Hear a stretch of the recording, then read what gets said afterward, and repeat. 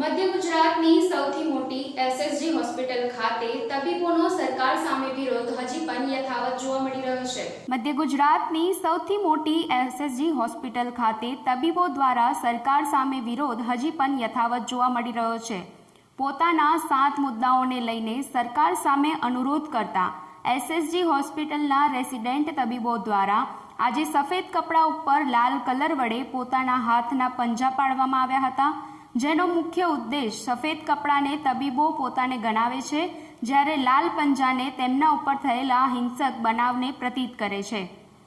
તાજેતરમાં જ કોલકાતા ખાતે 31 વર્ષીય રેસિડેન્ટ તબીબ ઉપર થયેલા બળાત્કાર તેમજ હત્યાના બનાવે સમગ્ર દેશને હચમચાવી ઉઠ્યું છે, જેના પડઘા દેશના વિભિન્ન શહેરો તેમજ હોસ્પિટલોમાં પણ જોવા મળી રહ્યા છે।